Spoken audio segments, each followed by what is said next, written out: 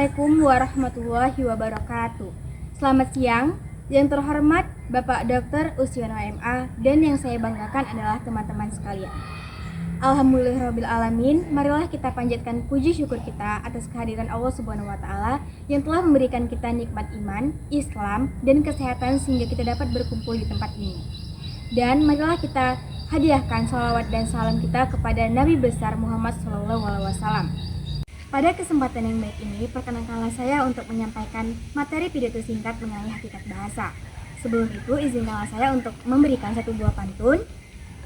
Kata-kata penuh makna menghiasi hidup bagai mutiara.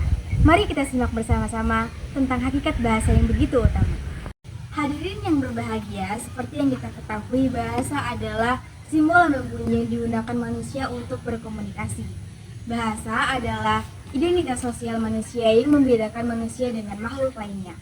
Melalui bahasa, kita dapat berkomunikasi, berinteraksi, menyampaikan pikiran serta ide kita kepada orang lain. Untuk memperdalam pemahaman kita mengenai hakikat bahasa, tentulah kita harus mengetahui fungsi-fungsi dari bahasa terlebih dahulu.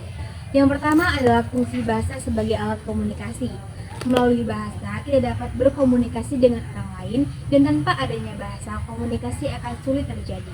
Nah, yang kedua adalah bahasa sebagai alat pemikiran. Dapat kita artikan otak sebagai komputer dan bahasa sebagai programmer. Melalui bahasa, kita dapat mengolah data dan juga informasi. Nah, yang ketiga adalah bahasa sebagai ekspresi emosi. Melalui bahasa, kita dapat mengekspresikan bahasa kita melalui nada suara dan juga gerakan tubuh. Nah, yang keempat adalah sebagai identitas sosial dan juga budaya. Bayangkan bahasa sebagai pakaian kita, sama seperti kita memilih pakaian untuk acara atau komunitas yang kita ikuti. Bahasa juga mencerminkan siapa kita dan dari mana kita berasal. Selain hal-hal tersebut, fungsi bahasa yang lain adalah sebagai jati diri suatu bangsa. Setiap kata yang kita ucapkan memiliki serta sejarah, budaya, dan juga nilai-nilai yang kita yakini. Bahasa sebagai identitas mendasar yang dimiliki manusia yang membedakan manusia dengan makhluk-makhluk yang lainnya. Melalui bahasa, kita dapat memperdalam kebudayaan kita dan juga memperkaya khazanah peradaban manusia. Selanjutnya, ada 3 tantangan utama dalam hakikat bahasa di era digital yang perlu kita ketahui. Yang pertama adalah tantangan dalam menjaga kemurnian bahasa. Seiring dengan derasnya arus globalisasi dan juga pesatnya perkembangan teknologi membawa dampak berupa penyerapan bahasa-bahasa asing seperti bahasa Korea, bahasa Inggris, bahasa Jepang, dan bahasa yang lain yang mempengaruhi penggunaan bahasa kita pada kehidupan sehari-hari. Untuk itu, marilah kita mempertahankan kemurnian bahasa Indonesia dengan menggunakan bahasa Indonesia yang baik dan benar dan sesuai dengan kaidahnya. Yang kedua adalah tantangan penggunaan bahasa Indonesia yang sopan dan santun. Sekarang banyak kita temui penggunaan bahasa Indonesia yang kasar, tidak sopan, dan juga penuh kebencian. Untuk itu, marilah sama-sama kita menjaga tutur bahasa kita pada media sosial maupun dalam kehidupan sehari-hari. Nah, yang ketiga adalah tantangan bahasa yang terus berubah sesuai dengan konteks dan perkembangannya. Yaitu contohnya adalah penemuan atau pembaruan bahasa-bahasa asing seperti bahasa gaul. Untuk itu, marilah kita menekankan pentingnya mengetahui karakteristik bahasa. Untuk menghadapi tantangan-tantangan tersebut, kita perlu mengkaji ulang dan menekankan mengenai karakteristik bahasa.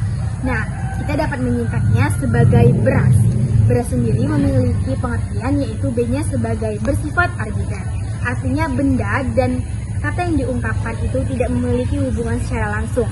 Nah, yang kedua, E-nya berarti efektif, artinya bahasa efektif sebagai alat komunikasi. Nah, yang ketiga, R-nya adalah relatif, artinya makna bahasa bisa berubah seiring dengan perubahan waktu dan juga konteks. A-nya sebagai adaptif, artinya bahasa bisa berkembang sesuai dengan perkembangan zaman. Nah, yang terakhir adalah sistematis, artinya bahasa memiliki pola-pola terstruktur. Sebagai penutup, kita telah mengetahui mengenai karakteristik bahasa. Bahasa dengan sifat berasnya menunjukkan betapa kompleks dan dinamisnya alat komunikasi yang kita gunakan sehari-hari.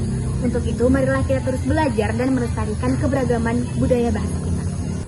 Demikian pidato singkat saya mengenai hakikat bahasa. Semoga dapat menambah wawasan dan menambah kecintaan kita kepada bahasa Indonesia.